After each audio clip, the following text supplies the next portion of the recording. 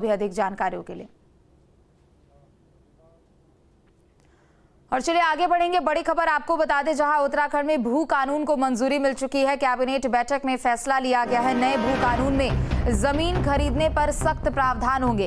हिमाचल की तर्ज पर सख्त नियम लागू हो सकते हैं। जमीन की अंधाधुंध खरीद फरोख्त पर रोक लगेगी। तो उत्तराखंड के मुख्यमंत्री पुष्कर सिंह धामी कैबिनेट ने भू कानून को मंजूरी दे दी है। इस कानून की मांग राज्य में लंबे समय से उठ रही थी। सरकार ने इस कानून को बजट सत्र में पेश करने का फैसला लिया है, जिससे इसे लागू करने की प्रक्रिया आगे बढ़ाई जा सके।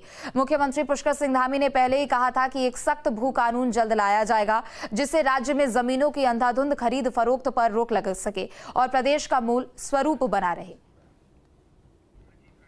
और चलिए अजीत, एक बार फिर से आपका रुख करते हुए। अजीत, देखिए, नया भू कानून के विधेयक को ड्राफ्ट को मंजूरी मिल चुकी है। हमने देखा कि बजट सत्र में भी और शुरू से ही विपक्ष की ओर से हंगामा किया जा रहा था भू कानून के मुद्दे को लेकर। तो पहला उनका ये मुद्दा जिसे उन्होंने उठाया था, वो अब एक तरीके से आधारहीन चुकी, अब इसे लेकर मंजूरी मिल चुकी है। लेकिन दूसरी तरफ अब एक नए सिरे से यहाँ पर कानून लागू होगा। हालांकि उसको पटल पे रखा जाएगा, लेकिन एक नई कार्रवाई भी और नई कार्यप्रणाली भी देखने को मिलेगी इस कार्रवाई में आगे।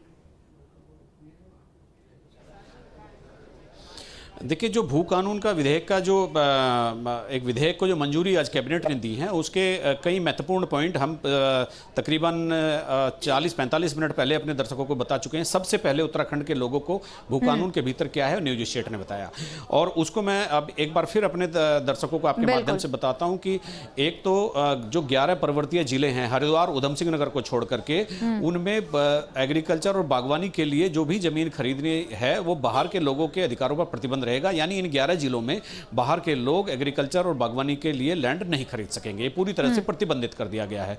दूसरा, पहले आप 250 वर्ग मीटर जमीन ग्रामीण क्षेत्र में खरीद सकते थे और नगर निगम में आप कितनी भी जमीन खरीद सकते थे। लेकिन अब सरकार ने रहने के लिए एक नई क्लोज बना दी है कि रहने के लिए आप चाहे शहर हो चाहे गांव, आप 250 वर्ग मीटर से ज्यादा जमीन नहीं खरीद सकते, और आप अपनी लाइफ में केवल एक बार उस जमीन को खरीदेंगे अपने परिवार के लिए, और जब आप खरीदेंगे आपको शपथ पत्र देना पड़ेगा।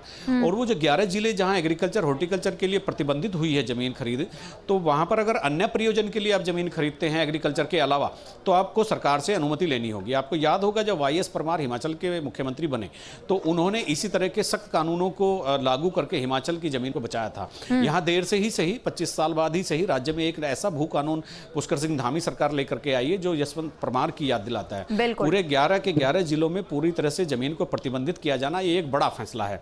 तो सरकार एक सख्त विधेयक लेकर के आई है। अब जब कल उसको सदन में रखा जाएगा, उस पर चर्चा होगी, तो बाकी चीजें और निकलकर सामने आएगी किस तरह से वो राज्य के लिए उपयोगी है। जी ठीक है, बहुत शुक्रिया अजीत आपका तमाम जानकारियों के लिए। और चलिए खबरों में आगे बढ़ते हुए, जहां प्रीपेड स्मार्ट मीटर का मुद्दा